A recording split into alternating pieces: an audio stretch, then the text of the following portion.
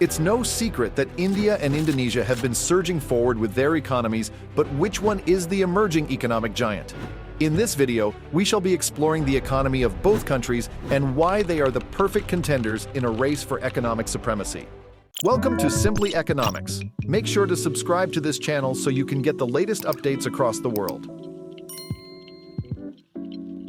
With their increasing affluence, India and Indonesia are not only playing a part in driving global economic growth, but they're also becoming some of the world's most influential markets.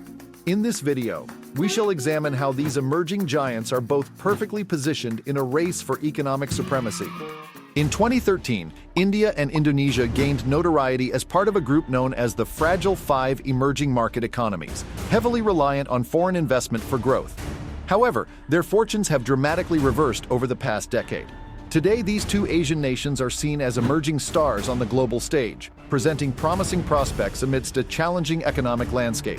India and Indonesia are projected to experience strong economic growth in the coming years. With anticipated annual real GDP growth rates of 6 to 7% for India and 5 to 6% for Indonesia, these countries are focused on reform-oriented governance and macro stability. Their younger demographics, in contrast to China and developed nations, provide an advantage in overcoming challenges associated with an aging population. Despite external uncertainties, both India and Indonesia have successfully managed inflation and fiscal financing. In terms of demographics, the young and expanding workforces of India and Indonesia are expected to drive significant economic growth in the coming years. With a large proportion of their populations falling within the working age range, these countries are poised to contribute substantially to the global workforce. By 2030, India alone is projected to have over 1 billion working-age individuals, making it a key player in the future labor market. The projected median population age of Indonesia and India will remain under 40 until 2070 and 2057 respectively, contrasting with China's expected median age of 2027. This presents a competitive advantage, harnessing the potential of a young population in terms of workforce and unleashing their consumption, savings, and investment power. Infrastructure development. India aims to achieve its ambitious 2047 vision of a $40 trillion economy and transition into a developed nation. Prime Minister Narendra Modi's union budget for fiscal year 2023-24 allocates a significant 10 trillion rupees or $122 billion to infrastructure, 5 times more than the previous 9 years. Studies show that every rupee invested in infrastructure yields a GDP gain of 2.5 to 3.5 rupees.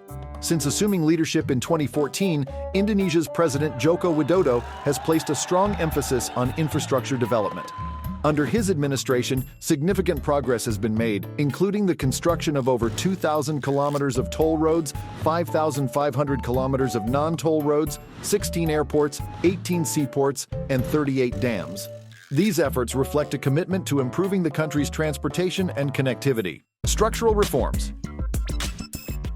Modi's reforms have revitalized the Indian economy, leveraging digital technology to improve efficiency and ease of living.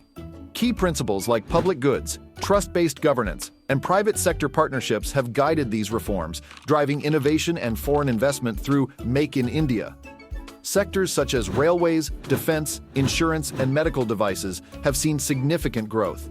Indonesia's impressive turnaround is credited to infrastructure investment, structural reforms, and prudent policies by Bank Indonesia.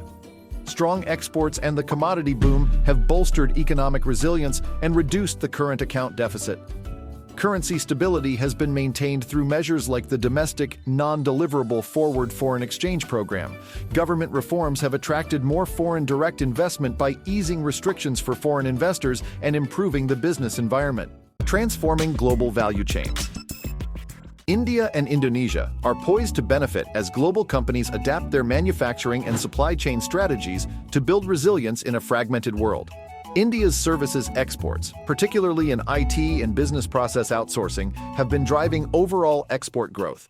With a large talent pool and competitive wages, India is expected to continue gaining a share in global IT services spending. In terms of goods exports, India has strengths in sectors such as automotives, chemicals, pharmaceuticals, industrial machinery, and electronics. Meanwhile, Indonesia's growth potential lies in the downstream processing of its abundant natural resources, as demonstrated by its success with nickel for electric vehicle batteries. The country's ban on unprocessed nickel exports has attracted foreign investment and enabled it to move up the resource value chain. Digital transformation. India and Indonesia have both made significant progress in digitalization. India introduced the Aadhaar program in 2009, providing over 1.2 billion Indians with a secure digital identity. Indonesia has also seen a surge in digital infrastructure, legislation, and citizens' digital literacy.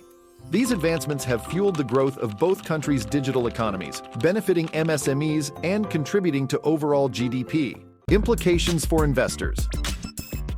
India and Indonesia have undergone significant reforms led by Modi and Widodo, positioning their economies for resilience during the COVID-19 pandemic. Both countries have demonstrated strength in the face of challenges, including the Russia-Ukraine crisis.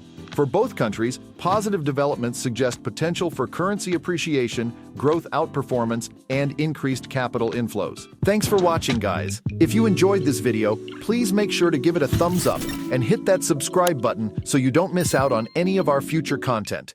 We truly appreciate your support. See you in the next one.